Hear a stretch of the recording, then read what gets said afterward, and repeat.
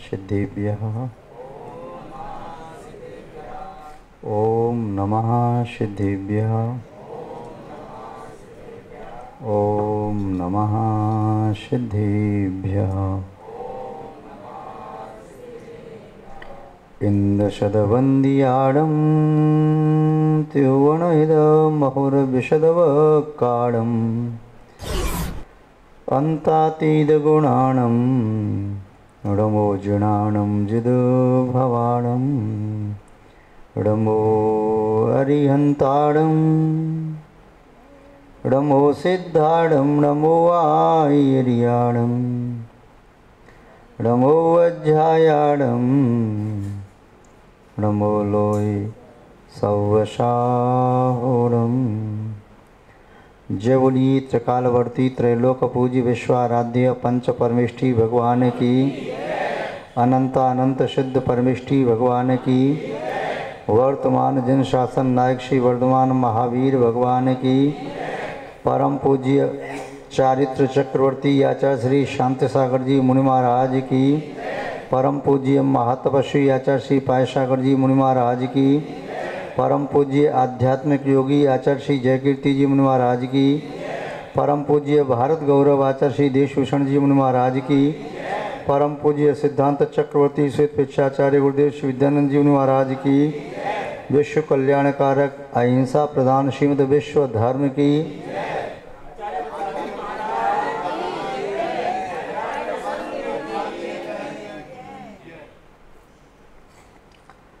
धर्म स्नेही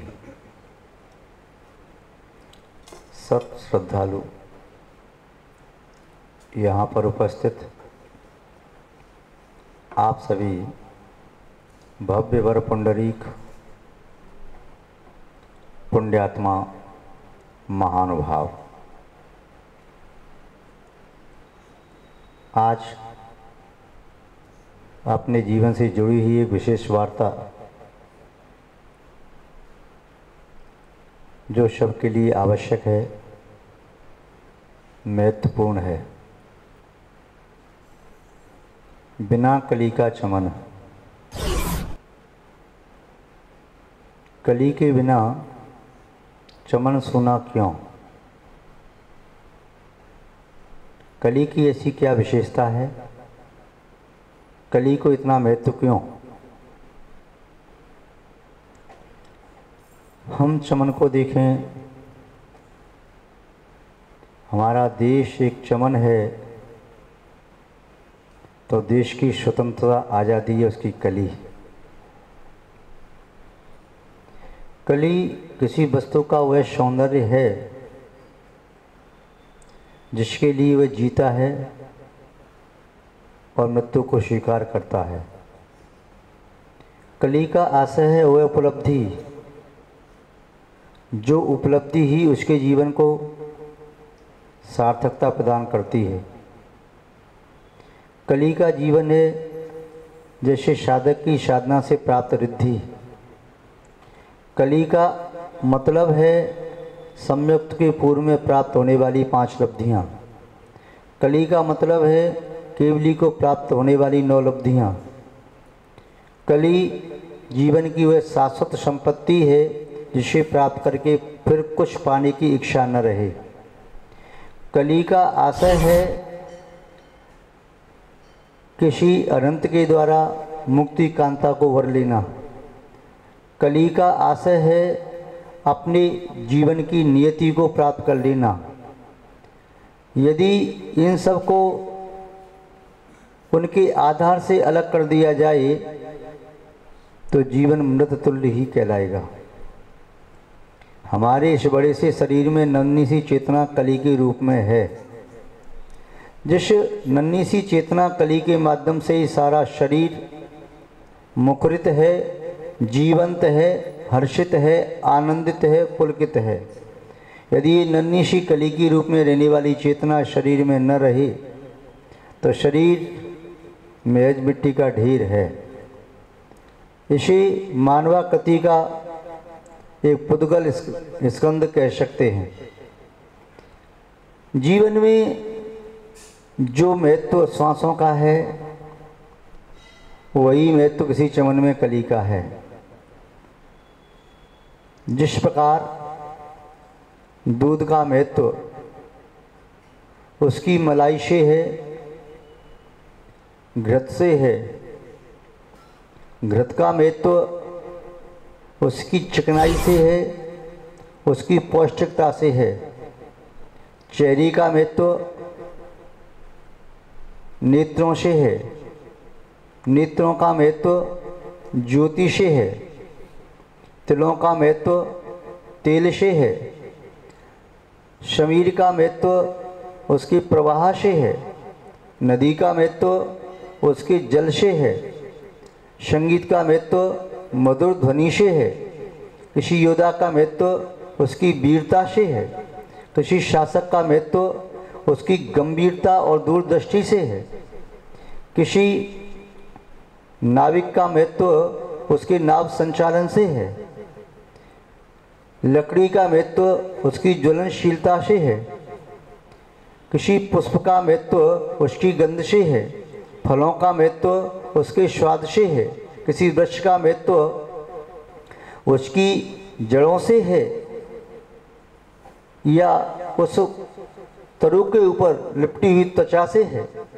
इस तरह से प्रत्येक वस्तु अपनी अपनी किसी अभिन्न वस्तु के माध्यम से महत्वशील बन जाती है। यदि सागर में रत्न न हो तो उसे रत्नाकर कौन कहे। यदि तालाब में पुष्प न खिलें तो उस तालाब की महिमा कौन गाए।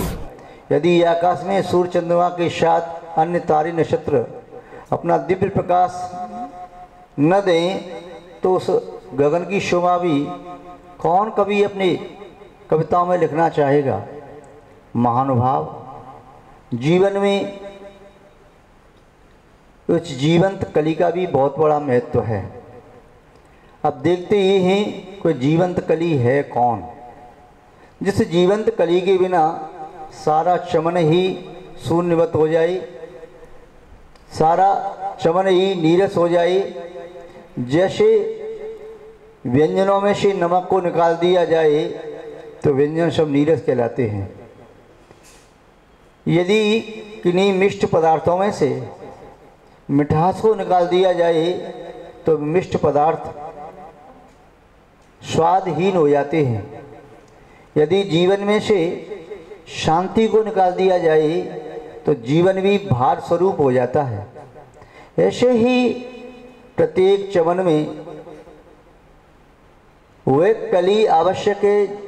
जिस प्रकार घर आंगन में लोग तुलसी को लगाते हैं, महानुभाव, वह कली है घर की बेटी, वह कली है मंगल रूप कन्या, वह कली है दोनों कुलों को समुद्रित करने वाली लाडली। उसके बिना न तो माता पिता का कुल या परिवार आनंद का अनुभव कर पाता है और ना ही द्वितीय परिवार जहाँ वह कली जाती है और पुष्प बन करके वहाँ पर फल देने में समर्थ होती है। वह कली निस्संदेह धर्म, अर्थ, काम और मोक्ष में एक निमित्त है।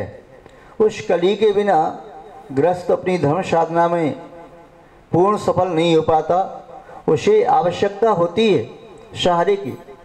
वह अर्थोपार्जन करता है किंतु अर्थ से सुख नहीं मिलता जब तक घर में एक महकती चहकती चिड़िया रानी छोटी बिटिया रूपी कली न हो। काम सेवन के लिए भी यदि किसी के घर की कली मेरे घर के आंगन की पुष्प नहीं बनती है तो जीवन में आनंद सुख का अनुभव नहीं हो पाता। मोक्ष प्राप्त करने के लिए भी साधना की कली, भावना अनुप्रेक्षा की कली, उपासना आराधना की कली, आस्था निष्ठा की कली हमारे जीवन में मुखरित होती है। तभी मुक्ति सुंदरी परिणय करने के लिए बरबस हमारी ओर निहारती रहती है। महानुभाव, वह घर आंगन की कली जिसके माध्यम से जीवन में जीवंतता आती है, परिवार में खुशहाली आती है, जिसके माध्यम से समृद्धि बढ़ती है, जिसके माध्यम से जीवन जीने का मकसद समझ में आता है। इसलिए संसार में सबसे बड़ा कोई राजा है, सबसे बड़ा कोई व्यक्ति है तो वह है बेटी का पिता। बेटी का पिता सबसे बड़ा राजा है, उससे बड़ा कोई और राजा नहीं। बेटे का पिता तो कोई भी हो सकता है, किंतु परियों सी लड़कियों को पालने का यदि सामर्थ्य है तो किसी राजा में हो सकता है। महानुभाव, ये कलियां पुष्प बनती हैं। ये कलियां न केवल तरों की पूरे चमन की शोभा बढ़ाती हैं, ये घर आंगन की खिलती हुई कलियां ही बेटियां हैं। ये खिलती कलियां हैं बेटियां, माँ बाप का दर्द समझती हैं बेटियां। ये खिलती हुई कलियां हैं बेटियां, माँ बाप का दर्द समझती हैं बेटियां। सुख शांति की बलियां हैं बेटियां। लड़के तो आज का दिन है, आने वाला कल हैं बेटियां। महानुभाव, लड़के पिता पर अपना अधिकार जमाते हैं। पिता की संपत्ति मेरी संपत्ति है और कहते हैं मेरे बाप का है, किंतु बेटी इस प्रकार अपने बाप पर अधिकार नहीं जमाती। वह कहती है मैं अपने पापा की लाडली बेटी हूँ। पिता कुछ भी कमा के लाता है, बेटा कहता है मेरा है, हक से मांगता है। बेटियां अपनी आवश्यकता की वस्तु भी मांगने में झिझकती हैं, सोचती हैं बाद में मांग लूँगी। बेटा कोई एक वस्तु थोड़ी सी डिस्टर्ब हो गई, उसे फेंक करके अलग कर देगा, मुझे नहीं चाहिए, आप ही रखो। किंतु बेटी वो है जो टूटी माला को पुनः गांठ लगा करके पहन सकती है। बेटी वो है जो आपकी एक सामान्य वस्तु है, उसे बड़ी प्यार से ग्रहण करती है। जब पिता बाहर जाते हैं तो माँ पूछती है बेटा तूने आज कुछ खाया?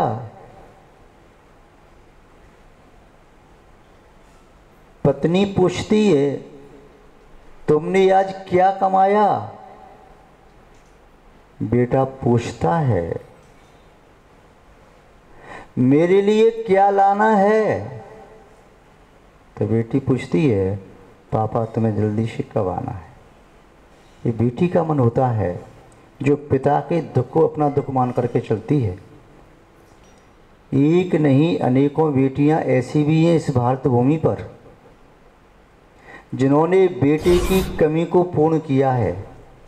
बेटी ने बेटे का एहसास दिलाया है, बेटा बनकर के माता पिता के दुख दर्द को बांटा है, माता पिता के जीवन के लिए वृद्धावस्था का सहारा बनी है। बेटियां अपनी सुख सुविधा को छोड़कर जिन्होंने माता पिता की सेवा करने के लिए अपने मन में निर्णय लिया है कि हमें शादी नहीं रचाना है, माता पिता की सेवा करना है। महानुभाव, शायद मैं समझता हूँ ऐसे उदाहरण पुरुषों में बहुत कम मिल पाएंगे कि मैं शादी न करूँ, माता पिता की सेवा करूँ। ऐसे कई लड़के हैं जो वैराग्य की भावना से युक्त थे, किंतु उन्होंने लगा कि हमें वृद्ध अवस्था में माता पिता की सेवा करनी है, मैं अपनी माता पिता का इकलौता बेटा हूँ। तो इकलौता बेटा हूँ, सेवा करने के लिए उसने शादी तो कर ली कि मेरी पत्नी आएगी तो हम मिलकर शादी सेवा करेंगे, किंतु उसने ये नहीं सोचा कि मैं अकेला रह के सेवा करूँ। किंतु बेटी ये भी सोच सकती है कि मुझे संसार सुख नहीं चाहिए, मुझे तो माता पिता की प्यारी सी गोद चाहिए। महानुभाव, ये एहसास, ये आभास पिता को बेटी के पास ही होता है। चाहे पिता के पास अकूत संपत्ति हो, चाहे पिता के महल आंगन में गुलाबों का ढेर लगा हो, चाहे पिता के पास कितने भी वाहन हों, चाहे कितने भी सेवक हों, चाहे कितना भी बैंक बैलेंस हो, चाहे पिता के पास उनकी धर्मपत्नी कितनी भी हों, किंतु जो अनुभूति अपनी लाडली बेटी को अपने हृदय से लगाने पर होती है, वह अनुभूति विश्व की किसी भी शक्ति को प्राप्त करके नहीं हो सकती। महानुभाव, बेटियों के महत्व को संसार ने हर काल में, हर समय पर उचित मूल्यांकन किया, बेटियों का महत्व बताया। ऐसा नहीं है कि बेटी पंचम काल में महत्वपूर्ण नहीं, ऐसा नहीं कि बेटी चौथे काल में महत्वपूर्ण नहीं, ऐसा नहीं कि बेटियों का महत्व किसी क्षेत्र विशेष पर कम हो जाता हो, कभी कम नहीं होता। महत्व कभी कभी जब उनका अभाव होता है तो ज़्यादा बढ़ता दिखाई देता है। जब पास होती हैं तब भी बेटी माता पिता के दुखों का अवशोषण करने वाली होती हैं। दूर होती हैं तब भी माता पिता से फ़ोन पर वार्तालाप करके, दूरभाष से वार्तालाप करके, अन्य प्रकार से समाचार दे करके, वैसे ही माता पिता के मुख कमल को विकसित करने वाली होती हैं, जैसे सूर्य आकाश में रह के कमल को विकसित करता है, चंद्रमा कुमुदनी को। महानुभाव, ये बेटियों का साहस है जो माता पिता की अंतरंग की अनुभूति का अनुभव कर सकती हैं। अन्यथा कई बार तो पिता की अनुभूति बेटा नहीं कर पाता। अपने पिता की मन पीड़ा को, मनोवेदना को जीवन साथी भी नहीं समझ पाती, किंतु बेटी ये वह एक पिता के हृदय का टुकड़ा जो पिता के अंतरंग की परिणति को भी जानने में समर्थ होती है। महानुभाव, बेटियों के बारे में आचार्यों ने भी कहा है कि वह कन्या बाल्य अवस्था में भी शुक्र होती है। यदि वह कन्या यौवन अवस्था को प्राप्त होती है तब भी अपने जीवन साथी को सुख देती है। वृद्ध अवस्था में पुत्रों के लिए सुख देने वाली होती है। जैसे सम्यक दर्शन वह अवृत्ति के लिए सुखद होता है, सम्यक ज्ञान वह व्रती बनने के लिए प्रेरणा देता है, वैराग्य का कारण है, सुख का कारण है, और सम्यक चारित्र वह मोक्ष का साधन बनता है। ऐसे ही बेटी कभी श्रद्धा के रूप में, कभी ज्ञान के रूप में, कभी चारित्र के रूप में दृष्टिगोचर होती है। बेटियों ने राज्य का संचालन किया, बेटियों ने देश की रक्षा के लिए कुर्बानियां दी, बेटियों ने धर्म की समृद्धि के लिए तप और त्याग को स्वीकार किया। ब्राह्मी और सुंदरी भी दोनों बेटियां ही थीं, जिन्होंने तृतीय काल के अंत में सबसे पहले शील व्रत को स्वीकार किया।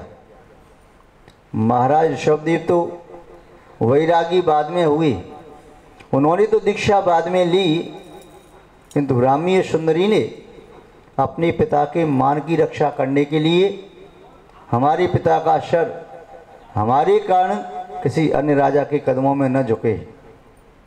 वार्तालाप आपको ज्ञात है। शिक्षा ग्रहण करते हुए ब्राह्मणी सुंदरी अपने पिता के पास थी। महाराज ऋषभदेव का राज्याभिषेक हो चुका था, उनके भरत आदि पुत्र भी थे। तभी बेटी सुंदरी ने पूछा, पिताजी ये सब राजा महाराजा आपके दरबार में क्यों आए हैं? आपको भेंट चढ़ा करके नमस्कार क्यों कर रही हैं? महाराज ऋषभदेव ने समझाया, बेटी ये भारतीय संस्कृति है, ये एक व्यवस्था है, अनुशासन है। हर अधीनस्थ राजा अपने बड़े राजा के लिए शक्ति अनुसार भेंट भी समर्पित करता है, आधीनता स्वीकार करता है और नमस्कार करता है। ये एक लोक धर्म है। ब्राह्मी बेटी पूछती है, पिताजी आप तो सर्वोच्च राजा हैं, आपको तो सारा जग प्रणाम करता है, सभी आपको शीश झुकाते हैं, सभी भेंट समर्पित करते हैं। तभी महाराज ऋषभदेव ने कहा, नहीं बेटी। क्यों पिताजी? यद्यपि वर्तमान में सभी राजा मुझे प्रणाम करते हैं, यह बात ठीक है, किंतु भविष्य में क्या बेटी, यही जब आप यौवन अवस्था को प्राप्त होंगी तब मैं आपका पाणिग्रहण संस्कार जिस राजकुमार के साथ करूँगा वह मेरा पूज्य होगा, उसी में आदर भी दूंगा और अपनी कन्या भी। तभी दोनों बेटियां कहती हैं, नहीं पिताजी, हमारे कारण आपको किसी अन्य अधीनस्थ राजा को प्रणाम करना पड़े, उसके लिए सिर झुकाना पड़े, ये कदापि नहीं हो सकता। हम संकल्प करते हैं कि हम जीवन में विवाह ही न रचाएंगे, हम आत्म कल्याण करेंगे, संयम के मार्ग को स्वीकार करेंगे। महानुभाव, ऐसा उदाहरण जो ब्राह्मी सुंदरी ने प्रस्तुत किया, क्या इस प्रकार का त्याग किसी पुत्र में देखने में मिलता है? क्या कोई पुत्र ऐसा कर सकता है? वह बेटियां ही कर पाती हैं। पद्म पुराण में प्रसंग आया कल्याण माला का। कल्याण माला ने अपने पिता के राज्य का संचालन किया 12 वर्ष तक पुरुष के वेश में रह करके। कोई ये जान ही नहीं पाया कि वास्तव में ये पुरुष है या लड़की। केवल धाई माँ, उसकी माँ जानती थी, उसके पिता जानते थे कि मेरी बेटा नहीं है, मेरे राज्य को कोई भी हत्या लेगा। इसलिए बेटी को कहा, बेटी तुम समर्थ हो तो राज्य का संचालन करो, पुरुष वेश में रहो। कल्याण माला ने यही किया।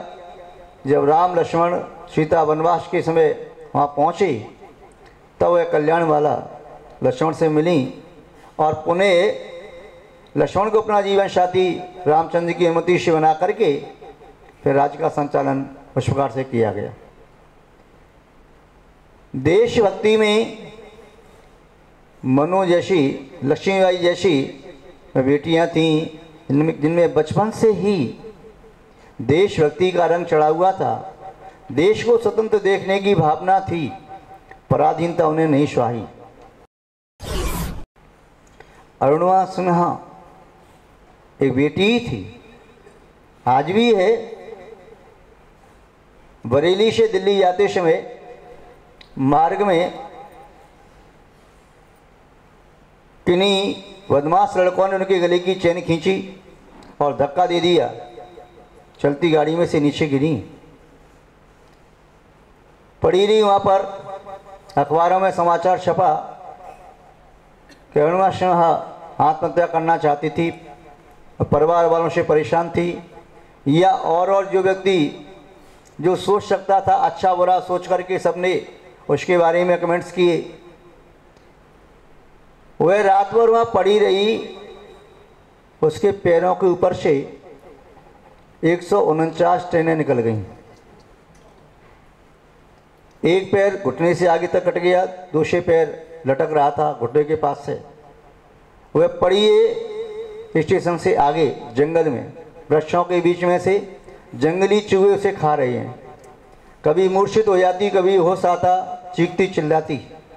प्रातःकाल गार्ड लालटेन लेकर के उधर देखने के लिए गया तो देखता है रेल की पट्टी के समीप उन पत्थरों में, गिट्टियों में कोई शव पड़ा हुआ है, मृत। किंतु जब पास में पहुंचा तो कराहने की आवाज़ आई, उससे कहा भी तो जीवित है। आश्चर्य, जीवित कैसे है? इसके ऊपर से ट्रेन निकल गई। समाचार दिया, आसपास के लोग पहुंचे, भीड़ इकट्ठी हो गई और रेली के डॉक्टर भी पहुंचे। इसके पैर काटे जाएंगे, ऑपरेशन होगा। उसने कहा ऑपरेशन करने के लिए एनेस्थीसिया देना पड़ेगा, शून्य करना जरूरी है, वो अभी व्यवस्था है नहीं। उसने कहा तुम चिंता मत करो, तुम अपना कार्य करो, इसे शून्य करने की आवश्यकता नहीं है। बोले तुम सहन न कर सकोगे? बोले जो 149 ट्रेन अपने पैरों पर निकलती हुई सहन कर सकती है तो इसको भी मैं सहन कर सकते हो। उसका ऑपरेशन हुआ। ऑपरेशन होने के उपरांत उसके माता पिता ले गए, ठीक हुई। उसके मन में एक बात सवार हो गई कि मेरे संबंध में जो मिथ्या बातें प्रचार तो हुई हैं कि मैं आत्महत्या करना चाहती थी या मेरा किसी से कोई प्रेम था या घर में झगड़ा हो गया, इन सब बातों का उत्तर मैं यहाँ से दूंगी तो कोई सुनेगा नहीं। अरुणा सिन्हा ने संकल्प किया कि मैं एवरेस्ट की चोटी चढ़ूंगी। अपने माता पिता से कहा, लोगों ने समीपवर्ती लोगों ने सुना, लोग हंसने लगे, बोले ये सदमा मेरे को लग गया है, कोई सपना देख लिया है, वही बात सवार हो गई है कि मैं एवरेस्ट की चोटी चढ़ूंगी। इसके दोनों पैर कट गए हों और आर्टिफिशियल पैर इसके लगाए हैं। डॉक्टर ने कहा 6 महीने तक तो तुम बेसहारे के किसी व्यक्ति का सहारा पकड़ के दोनों हाथों से तब चलना, वो भी 100 कदम से ज़्यादा नहीं। उसके बाद में फिर शनि शनि चलने का अभ्यास करना। जीवन में ये नहीं सोचना कि तुम 2-4 किलोमीटर चल पाओगे। उसने कहा कि मैं दौड़ूंगी, एवरेस्ट की चोटी चढ़ूंगी। लोगों ने सबने उसे पागल कहा, बोले इसका दिमाग खराब हो गया, अभी ठीक नहीं हो सकती। सबसे कहती परंतु कोई उसकी बात को नहीं सुनता। उसके भाई ने पूछा कि तुम सही बताओ क्या तुम्हारे मन में चल रहा है। बोले मेरा संकल्प है मैं एवरेस्ट की चोटी चढ़ूंगी। बोले बहन ऐसा कैसे हो सकता है, तुम बिना सहारे के चल नहीं सकती, ऐसा संकल्प कैसे ले सकती हो। बोले भाई कुछ भी हो, मेरा संकल्प है मैं एवरेस्ट की चोटी चढ़ूंगी, यदि तू मेरी सहायता कर सकता है तो सहायता कर। भाई ने बहन की आंखों के आंसू को देखा। उसने कहा तेरा मन है तो चल मैं तेरा सहायक बनता हूँ। और वह उसके अध्यापक के पास ले जाता है। अध्यापक ने समझाया पहले, बेटा देखो बहुत बड़ा लक्ष्य है, तुम कैसे प्राप्त करोगी। उन्होंने कहा कि यदि आपकी कृपा दृष्टि आशीष है तो मैं सब कुछ प्राप्त कर सकती हूँ। और उसने उन्हें शनि शनि उनके मार्गदर्शन में चलना प्रारंभ किया। अंदर आत्मशक्ति से चलने लगी, बिना वैशाखी के चलने लगी, तेज स्पीड में चलने लगी। शनि शनि उसकी चाल और बढ़ने लगी। अब वह एवरेस्ट की चोटी चढ़ने के लिए निवेदन करती है। लोगों ने पहले तो टाला, उसका भाई और उसके जो सर थे उन्होंने कहा चलो हम चलते हैं। तो वहाँ चली। बहुत लोग एवरेस्ट की चोटी चढ़ने वाले थे, किंतु 10-20 कदम चढ़ते लौट आते, कोई 1-2 किलोमीटर चलते लौट आते। सबको अपने प्राण प्यारे। ऑक्सीजन की कमी, ऑक्सीजन का सिलेंडर लेके जाना पड़ता था वहाँ पर। उसका साथी जो सर थे वह साथ में थे। एक व्यक्ति वहाँ जो साथ में जाता था वह था, और लोग भी आगे चढ़ रहे थे, कुछ लौट के आ रहे थे, कुछ मार्ग से नीचे आ रहे थे। अरुणा सिन्हा चढ़ती है, चढ़ती जाती है। वो अपने साथ में 2-3 कैमरा भी ले गई, कोई ख़राब हो जाए तो मुझे वीडियो बना के फ़ोटो लेके आने। कल कोई ये ना कहे ये चढ़ी नहीं, मिथ्या है। उसका भाई भी कैमरा आदि लेके गए। ऊपर चढ़ती है। मार्ग में चढ़ते चढ़ते उसका पैर फिसला और उसका जो कृत्रिम पैर था वो बस हिलने लगा। अब तो उसका चलना बड़ा मुश्किल, पैर को खींचने लगी। कैसे चढ़े ऊपर, फिर भी सांस नहीं छोड़ा, आगे बढ़ी। ऑक्सीजन का सिलेंडर ख़त्म हो गया। अब तो और मुश्किल पड़ गया। तभी इधर से जाते हुए व्यक्ति वह सोचता है कि मैं नहीं जा पाऊँगा। उसने कहा तुम यदि जाना चाहती हो तो सिलेंडर में अपना दे देता हूँ ऑक्सीजन। उसने प्राप्त किया, आगे चढ़ती चली गई। और उसकी गति भले ही कम थी, किंतु उसने हिम्मत न हारी, चढ़ती गई ऊपर तक। नीचे लोग जो इंतजार कर रहे थे कि लौट करके आएंगी, लगभग व्यक्ति 17-18 घंटे में, 16 घंटे में ऊपर से लौट करके आ जाते थे। ये 20 घंटे तक लौट करके नहीं आई। 21 घंटे, 22 घंटे हो गए। इसके साथी सब जाने लगे। 23-24 घंटे हो गए। लोगों ने निर्णय कर लिया, निश्चय कर लिया कि अरुणा सिन्हा इस संसार में शायद अब नहीं है। 26 घंटे हो गए, 27 घंटे हो गए। 1 या 2 व्यक्ति ही केवल शेष बचे थे कि यदि जीवित है तो और इंतजारी करते, नहीं तो ऊपर जा कर के देखें क्या उसका हाल हुआ। 28 घंटे के बाद जब लौट करके आई तो लोगों को विश्वास नहीं हो रहा था कि ये वही अरुणा सिन्हा है जो एवरेस्ट की चोटी चढ़ करके आती है। उसके भाई ने वहाँ पर फोटोग्राफ्स किए और साथी थे फोटोग्राफ्स किए, सब वीडियो बनाई, लेकर के नीचे तक आई। उसके बाद में उसने विश्व की अनेक जो चोटियाँ हैं, पर्वत चोटियाँ, उनको भी चढ़ा, 7 चोटियाँ मुख्य। तो उस संकल्प में बहुत बड़ी शक्ति होती है। लड़की क्या नहीं कर सकती। आकाश में हवाई जहाज भी उड़ा सकती है, तो पानी में तैर करके रसातल तक भी पहुंचा सकती है। वे नाव का संचालन भी कर सकती है तो परिवार का संचालन भी कर सकती है, वे देश का संचालन कर सकती है, नेतृत्व कर सकती है, प्रशासन के अधिकारी बनकर के शासन भी कर सकती है, वे अच्छी सलाह भी दे सकती है तो अच्छे निर्णय भी ले सकती है। बेटी क्या नहीं कर सकती? बेटी निस्संदेह वे एक चैतन्य निधि है जिसे पुण्यवान ही प्राप्त कर पाते हैं। बेटी घर की आन है, बेटी घर की शान, जिस घर में बेटी नहीं सूखा हुए उद्यान। यदि पुष्प वाटिका सूख जाए तो महत्वहीन हो जाती है, जिस घर में बेटी नहीं होती वह घर भी महत्वहीन होता है। उस घर में कोई खेलने वाला, घर में जीवंतता प्रदान करने वाला, हंसने वाला, किलकारी भरने वाला कोई बेटी नहीं है तो बेटों के माध्यम से वह घर महकता नहीं है। कलियों से ही पुष्प वाटिका महकती है, पुष्पों से महकती है, फलों से नहीं महकती। बेटी का अपना अलग महत्व है। क्या राखी, क्या राखी होली दिवाली, क्या राखी होली दिवाली, मिष्ठान वस्त्र उपहार। क्या राखी होली दिवाली मिष्ठान वस्त्र उपहार, जिस घर में बेटी नहीं सुने सब त्योहार। कोई भी त्यौहार होते हैं, रक्षाबंधन हो, दीपावली हो, होली हो, तीज हो, दोज हो, दशहरा हो, कोई भी पर्व हो, बेटियां घर में रंगोली बनाती हैं, ऐसा लगता है घर मुस्कुरा रहा हो। बेटियां भित्तियों पर चित्रकारी करती हैं, ऐसा लगता है घर में आनंद की सुगंध फैल रही हो।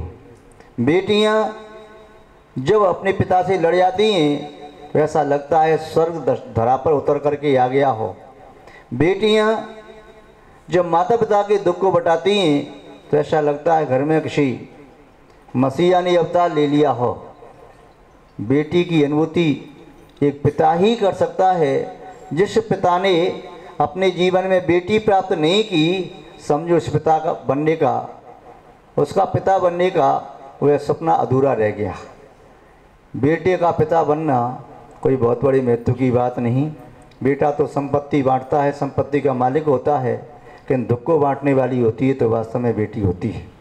महानुभाव, बेटी के बारे में यही समझ लेना चाहिए, यदि सब्जी में नमक नहीं है तो दाल सब्जी मुख में जाती नहीं, चाहे कितने भी व्यंजन हों। यदि चाय में शक्कर नहीं है तो चाय कितनी भी हो वह कंठ के नीचे उतरती नहीं।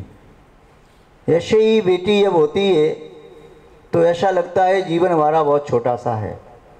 बेटी की किलकारियों के साथ, आनंद के साथ, मनोहारों के साथ बिताया गया जीवन प्रत्येक दिन बसंत की तरह से होता है। घर में बसंत ऋतु आके बस जाती है, आनंद की वर्षा होने लगती है। ऐसा लगता है प्रत्येक दिन वर्षा काल है, ऐसा लगता है प्रत्येक समय उषा काल है, ब्रह्म मुहूर्त है। ऐसा लगता है प्रत्येक दिन बसंत बहार लेकर के आया है। ऐसा लगता है प्रत्येक दिन चंद्रमा की चांदनी पूर्णिमा के साथ उदित हुई है। ऐसा लगता है सूर्य का दिव्य तेज मेरे घर में फैलता जा रहा है। जब बेटी नहीं है तो फिर लगता है कि निस्संदेह कुछ न कुछ घर में कमी तो है। महानुभाव,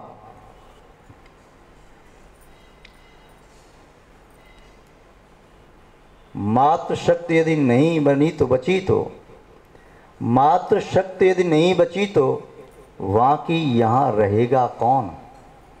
मातृशक्ति यदि नहीं बची तो वहाँ की यहाँ रहेगा कौन।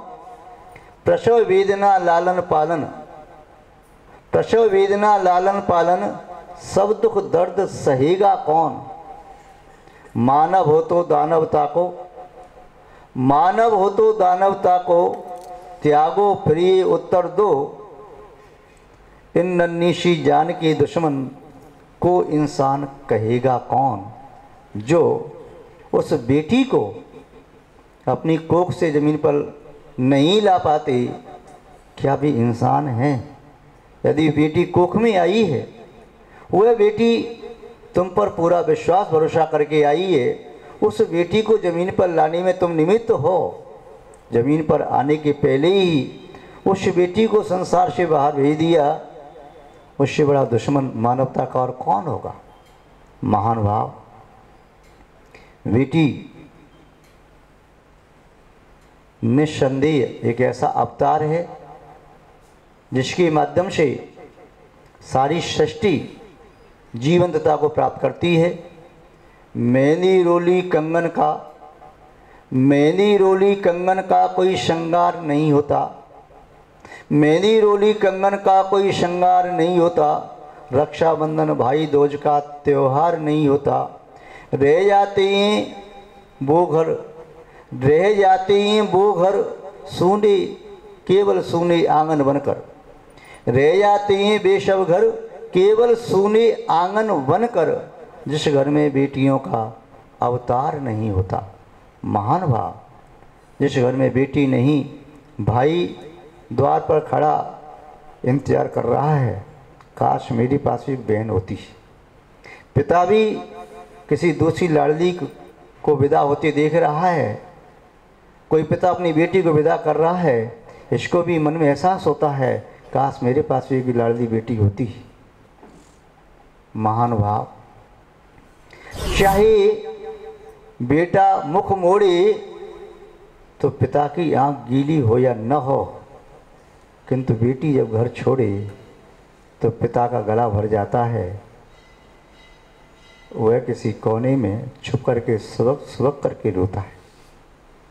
बेटी की अनुभूति निस्संदेह पिता के रग रग में एक ऐसा एहसास, ऐसा विश्वास बनने वाली होती है, जो एहसास और विश्वास संसार की किसी अन्य वस्तु से प्राप्त नहीं किया जा सकता।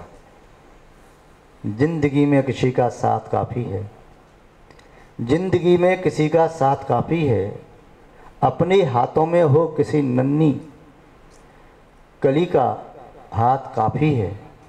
दूर हो या पास, दूर हो या पास कोई फर्क नहीं पड़ता। बिटिया की तोतली भाषा का एहसास काफ़ी है। महान भाव, कभी भी पिता बिटिया की तोतली भाषा के बारे में कभी आंख बंद करके सोचे, पलकों के अंदर आंसू न आए, ऐसा नहीं हो सकता। उसकी पलकें भीग जाएंगी। महान भाव, बिटिया की विदाई करते समय ही पलकें नहीं भीगती हैं, बिटिया की स्मृति भी पलकों को गीली कर देती है। क्योंकि बेटी होने का एहसास केवल बेटी ही करा सकती है। और तो और शायद पिता अपने पिता की बात भी न माने, अपनी माँ की बात भी न माने, अपने जीवन साथी की बात भी न माने, अपने बेटे की बात भी न माने, किंतु बिटिया सामने आकर के खड़ी हो जाए तो पिता में सामर्थ्य नहीं कि बेटी की बात को नकार सके। बेटी की बात बिन कहे भी समझ लेता है। बेटी का मनोभाव पिता के हृदय को बहुत शीघ्र छू लेता है।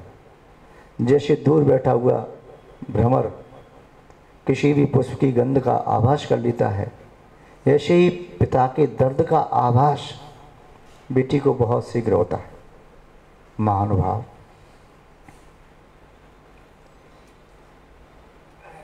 एक बेटी किसी माँ के गर्भ में आई।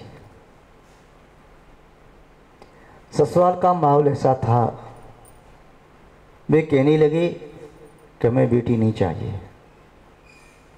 सास ने ताना दिया, पहली बार में बेटी को जन्म देगी, मुझे नहीं चाहिए बेटी, चल निकल घर से। संस्कारवान कन्या थी, हुए बेचारी रोने लगी। सोचा ससुर कुछ कहेंगे, सब कुछ सुनने के उपरांत भी ससुर ने कुछ नहीं कहा, मौन रह गए। ननद और जेठानी भी कहने लगी हमें बेटी नहीं चाहिए। देवर जेठी भी कुछ नहीं बोले। उसने पति से कहा, देखो तुम मेरे प्राणनाथ हो, मैं अपने मन की बात आपसे कह सकती हूँ। जो मेरे घर में है आपका ही अंश है, चाहे बेटा हो या बेटी, हमें जन्म देना चाहिए। मैं ये नहीं कर सकती जो आपके माता पिता या बहन भाभी भावत चाहते हैं, भैया चाहते हैं, हम ऐसा नहीं कर सकते। उसने कहा, देखो मैं कुछ नहीं कह सकता, परिवार के सामने में बोल नहीं सकता, माता पिता के सामने में बोल नहीं सकता, जैसा भी कहते हैं वैसा करो। उसने कहा मैं हरगिज़ नहीं करूँगी। बोले इस घर में रहना होगा तो करना ही पड़ेगा। उसने कहा चाहे कुछ भी हो, मैं मृत्यु को स्वीकार भी नहीं करूँगी, इस बेटी को जन्म दूंगी, चाहे तुम मुझे घर में रखो या ना रखो। ये कलह चलती रही, कम से 9 महीने पूरे हो गए। उसने भाई को फ़ोन कर दिया था, यह घटना जबलपुर के आगे मंडला के आसपास की घटना है। भाई को फ़ोन कर दिया। भाई ने कहा बहन चिंता ना कर, तो बेटी को जन्म दे दे, तेरा परिवार नहीं पाल सकता तो कोई बात नहीं, मैं बेटी को पालूंगा। और वह ऑपरेशन के लिए जब उसको ले गए, युवती को ऑपरेशन हुआ, अस्पताल में जन्म हुआ, उसका भाई तुरंत आगे गाड़ी लेकर के और कहा डॉक्टर से, बस जन्म अच्छे से हो गया, इस पर मेरा अधिकार है, ये मेरी बहन है। बहन ने लिख करके दे दिया। उनके परिवार वाले भी कुछ न कह सके और बेटी को लेकर के चला गया, अपनी पत्नी को दे दिया। उस पत्नी ने अपनी ननद की बेटी भांजी को पालन पोषण किया, अच्छे संस्कार दिए, अच्छी शिक्षा भी उसे प्राप्त हुई। वह बेटी को जब ज्ञात हुआ, बड़े होने पर पहले तो जान ही नहीं सकी कि वास्तव में मेरे असली माता पिता कौन हैं। जब बाद में किसी से ज्ञात हुआ कि ये तो उसके मामा का घर है, उसके असली माता पिता तो दूसरी जगह रहते हैं, जबलपुर में या कहाँ रहते हैं, उसे संसार शरीर भोगों से विरक्ति हो गई। पूज्य आचार्य श्री के पास जाकर के उन्होंने ब्रह्मचर्य व्रत ले लिया। शिक्षा प्राप्त करके कुछ समय पूर्व भोपाल में IAS के पद पर नियुक्त हुई। महान भाव, कौन बेटी कहाँ तक पहुँच सकती है कौन जानता है। बेटी के पास भी 4 अंगुल का मस्तिष्क, उसका भाग्य लिखा है। कौन जानता है वह बेटी ही वास्तव में तुम्हारी सुसमाधि कराने में कारण बने। कौन जानता है कौन सी बेटी तुम्हारे कुल का नाम, तुम्हारा नाम रोशन करे, जिन शासन की प्रभावना करे। कौन जानता है कौन सी बेटी के रूप में कौन सी दिव्य आत्मा यहाँ पर तुम्हारे परिवार में अवतार ले रही है। महान भाव, जिन्हें बेटी की कीमत नहीं मालूम, बेटी का महत्व नहीं मालूम, वे ही वास्तव में बेटी का अपमान कर सकते हैं। जिसे बेटी का महत्व मालूम है, बेटी की कीमत मालूम है, वे समझते हैं कि जहाँ पर जब बेटी उठ खड़ी होती है तभी विश्व में सबसे बड़ी विजय होती है। जिस कार्य में बेटी सहभागी बन जाती हैं, उस कार्य में असफलता तो होती ही नहीं, सफलता भी एक अनुपम तरीके की होती है। महान भाव, बेटी जीवंत चमन की कली है, उस कली को कुचलो मत। एक बार एक पत्र किसी कवि ने पढ़ा था, अजन्मी बेटी का पत्र अपनी माँ के नाम। उसने अपनी पीड़ा रो रो करके लिखी। जब उस कविता के माध्यम से सुनाया तो श्रोताओं की आंखों से आंसू बहने लगे कि क्या माँ इस प्रकार की क्रूर और दुश्मन हो सकती है, जो अपने ही गर्भ की किसी शिशु को वह कत्ल करा दे। यदि जन्म ले लिया होता, उसके बाद में कत्ल कराया होता तो फांसी की सज़ा होती। उसका इस संसार में माँ के अलावा दूसरा कौन है? सबसे पहला यदि कोई आश्रय है तो माँ की कुक्षी है। माँ के हृदय से गया करुणा का जल, माँ के उदर से गया वह रस, भोजन का अंश, और शरीर की धातु धातु के माध्यम से जिसका शरीर बन रहा है वही उसका घात करने पर उतारू हो जाए, गर्भपात करवाने के लिए तैयार हो जाए, तो समझो वह आत्मघात से भी बड़ा पाप कर रही है। महान भाव, बेटी जब तक यहाँ रहती है तब तक इस घर को रोशन करती है, वहाँ जाती है उस घर का भी अंधकार दूर करती है। कभी ये कन्या बनकर के मंगल होती है, तो कभी लक्ष्मी बनकर के बहुरानी बनकर के जाती है, तो कभी वृद्धा बनकर के संरक्षिका होती है। एक बेटी ने पिताजी से पूछा, पापा ये जो आंगन में पेड़ लगा हुआ है, इस पौधे को यदि घर के पिछवाड़ी में लगा दें तो? पिताजी ने कहा, बेटा ये पेड़ अब बड़ा हो गया है, 4-5 साल का हो गया है, इसे उखाड़ करके वहाँ लगाना अब बड़ा मुश्किल है। वहाँ पर भी तो इसे पानी मिलेगा, वहाँ भी तो खाद मिलेगा, सूर्य का प्रकाश मिलेगा, इस पौधे को वहाँ लगा दें।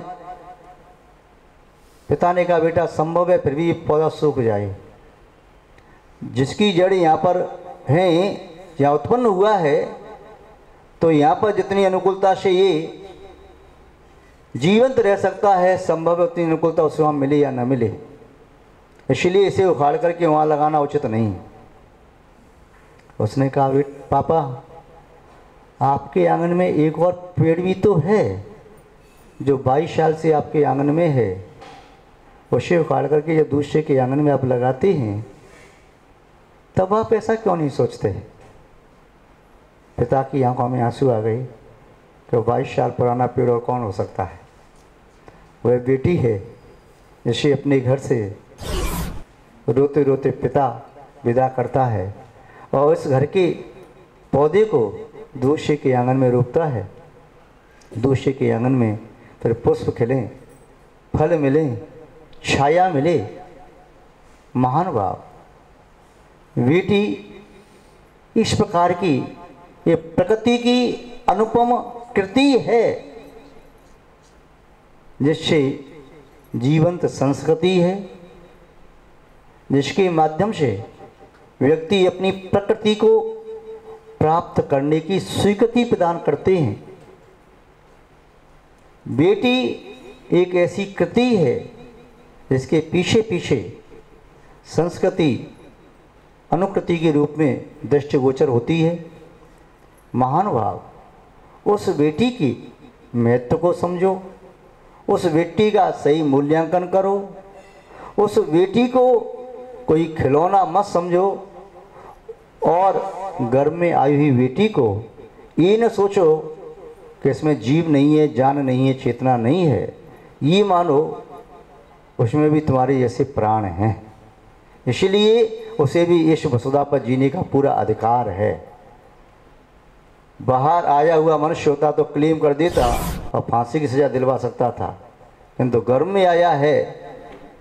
अब बाहर के कोर्ट से तो फांसी की सज़ा नहीं दिलवा सकता, किंतु तुमने जो कृत्य किया है उससे बंधा हुआ कर्म, तुम्हारी आत्मा की साक्षी में हुआ वह दुष्कर्म, परमात्मा की साक्षी में हुआ दुष्कर्म, निस्संदेह उसका फल देगा जरूर।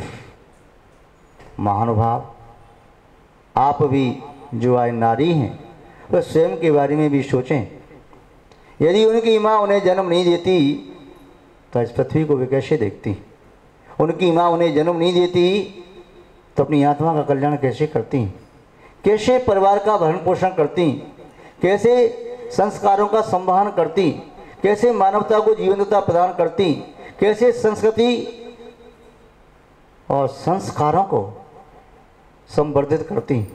महान भाव, ये सोच करके ही जीवन में संकल्प लेना है।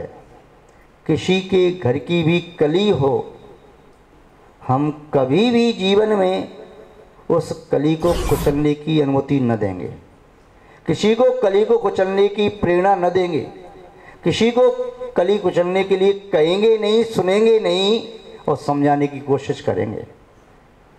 एक कली को कुचलना अनेकों शुभ संभावनाओं को कुचलना है। एक कली को कुचलना मानो धर्म का ही घात करना है। इसलिए महानुभाव अधिक न कह करके मैं बस इतना ही कहना चाहता हूँ, जिसके जीवन में उस कली के प्रति यदि ममता का भाव नहीं है, उस कली के प्रति करुणा का भाव नहीं है, उस कोमल कली के प्रति दया क्षमा का भाव नहीं है, तो समझना चाहिए उस व्यक्ति से ज़्यादा निष्ठुर, क्रूर, पाषाण हृदयी और पापी दूसरा जीव नहीं मिलेगा। तो महानुभाव, आप सभी लोग दया, करुणा, अहिंसा, समता, मैत्री, प्रमोद इत्यादि भावनाओं से परिपूरित होकर उस कोमल कली का भी पल्लवन करें। जिसके घर में कली नहीं है तो कली की भावना भी भाएं। केवल ये न सोचें कि हमें पुत्र ही मिले, पुत्री की भी भावना उसी प्रकार से रखें। हम वो राही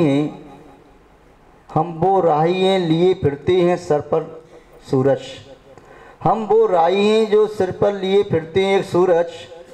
हम कभी पेड़ों से छाया नहीं मांगा करते, हम कभी पेड़ों से छाया नहीं मांगा करते।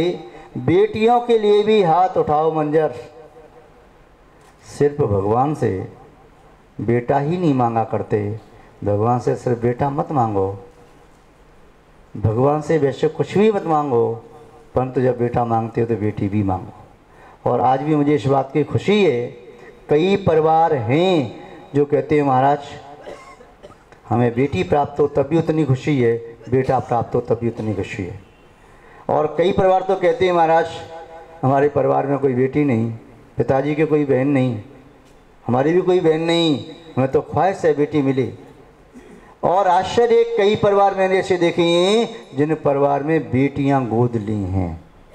बेटी गोद ली है, ये तो आपने खुद सुना होगा, बेटियां गोद ली हैं। तो महानुभाव, बेटियां दिल को सुकून देने वाली होती हैं।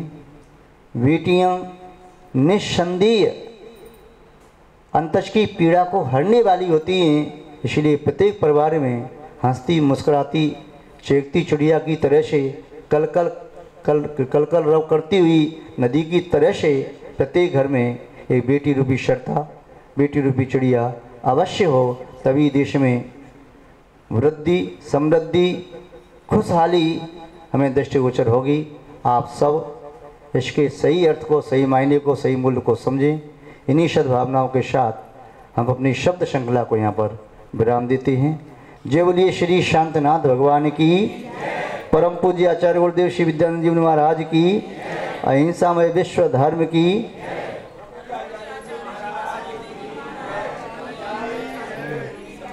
जैनम जेतु शासनम विश्व कल्याण कारकम। बोधि समाधि परिणाम शुद्धि प्रकाश विको आपा पर भास विको भानुसी बखानी है। सौ द्रव्य जान विको बंध विधि भान विको स्वपर पिछान विको परम प्रमाणी है। अनुभव बताए विको जीव के जताए विको काहू न सताए विको भव्य और आनी है। जहाँ तहाँ तार विको पार के उतार विको सुख विस्तार विको यही जिन वाणी है। जिन वाणी के ज्ञान से सूझे लोकालोक, सो वाणी मस्तक धरूं सदा देतूं धोख। हे जिन वाणी भारती तोय जपूं दिन रैन, जो तेरी शरणा गए सो पावे सुख चैन। देव भजूं अरिहंत को गुरु सेवा निर्ग्रंथ, दया धर्म पालूं सदा यही मोक्ष का पंथ। सब मंत्रों का सार है महामंत्र नवकार, याते हम सब मिल जपें नमोकार 9 बार।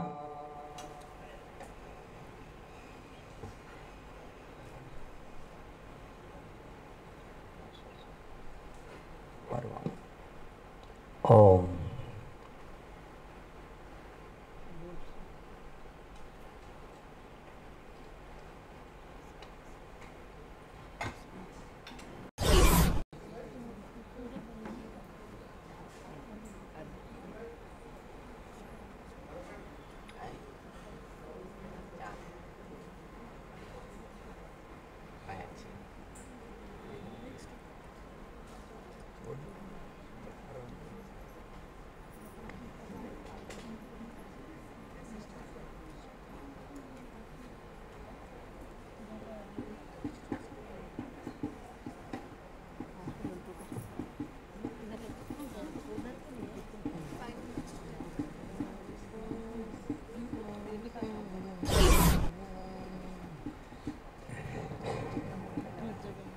बीत राग जिन गिर से निसृत द्वादशांग जिन बरवाणी गणधर सूरी ज्ञान कुंड से झरती पीते भव प्राणी। मुनिराजों ने जिन्हें स्वयं ही शब्दों में लिपिबद्ध किया, प्रथम चरण अरु करण द्रव्य को अर्घ्य चढ़ा हम नमन किया। ओम ह्रीं श्री जिन्मुखोद्भव सरस्वती देवीभ्यो नमः। प्राप्ताय अर्घं नरोपामिति।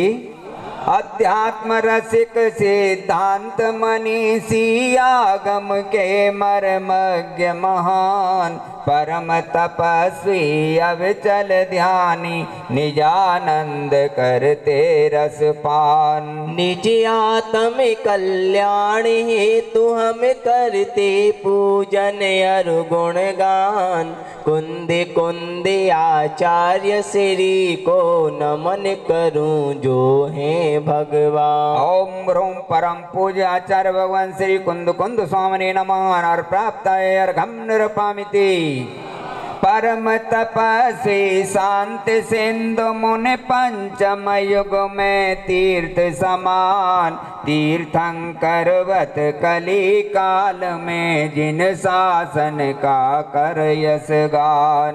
चक्रवर्ती चारित्र शिरोमणि भव्यों को सत्यार्थ प्रमाण, तीनी भक्ति युति अर्घ्य चढ़ाऊं पाने को समिकित वरदान। ओम ह्रूं परम पूज्य चक्रवर्ती आचार्य भगवान श्री शांति सागर जी मुनीन्द्राय नमः। प्राप्ताय अर्घं निरूपामिति। भवतन भोग विरागी हे गुरु ज्ञान ध्यान तपलीन महान, विषय वासना अरु कसाय से रिक्त चेत जिनका अम्लान। पाय सिंधु को पाकर हम सब से विमग पावे विषय नसाय, ऐसी उत्तम मुनि पद पंकज अर्घ्य चढ़ा कर शीस नवाए। ओम ह्रूं परम पूज्य परम तपस्वी आचार्य भगवान श्री पाय सागर जी मुनीन्द्राय नमः। प्राप्ताय अर्घं निरूपामिति। अक्ष विजेता मन के जेता सूरीश्वर जय कीर्ति प्रदान, निर्विकल्प शुभ ध्यान पाए कर पाया निज आत्म का ज्ञान। भाव सहित गुरु भक्ति पूजा करते पाप कर्म की हान, जल फलादि बसु अर्घ्य चढ़ा कर पाए हम भी उत्तम ज्ञान। ओम ह्रूं परम पूज्य आचार्य भगवान श्री जय कीर्ति जी मुनीन्द्राय नमः। प्राप्ताय अर्घं निरूपामिति। मुनिराजों में आप प्रमुख हैं सूरीश्वर जो कहलाते, भारत गौरव जिन ब्रस सौरभ मार्ग धर्म का बतलाते। रत्न त्रय से आप विभूषित गुरु देश भूषण स्वामी, भक्ति युत शुभ अर्घ्य चढ़ा कर बन जाऊं मैं निष्कामी। ओम ह्रूं परम पूज्य भारत गौरव आचार्य श्री देशभूषण जी मुनीन्द्राय नमः। प्राप्ताय अर्घं निरूपामिति। नीरादिक वसु द्रव्य मिलाकर कंचन थाल भराए हैं, निज आत्म के बस गुण पाने तब पद आज चढ़ाए हैं। राष्ट्र संत विद्यानंद सूरी प्राणी मात्र हितकारी हो, सिद्ध शास्त्री आचार्य भक्ति युति नित्य प्रतिधो के हमारी हो। ओम ह्रूं परम पूज्य सिद्धांत चक्रवर्ती राष्ट्र संत शीत पिचाचार्य श्री विद्यानंद जी मुनीन्द्राय नमः। प्राप्ताय अर्घं निरूपामिति। ज्ञान ध्यान तपलीन निरंतर समता रस के भोगी है, विषय वासना पाप रहित निर्ग्रंथ मुनीश्वर योगी है। वसुधा के वसुद्रव्य संजो कर वसु गुण पाने आए हैं, वसुनंदी आचार्य प्रवर को अर्घ चढ़ा हर्षाए हैं। ओम ब्रह्म परम पूज्य वीक्षण ज्ञान उपयोगी आचार्य गुरु श्री वसुनंदी जी मुनीन्द्राय नमः हर प्राप्ताय अर्घम निरूपामिति। नमोस्तु गुरुवन, नमोस्तु नमोस्तु नमोस्तु।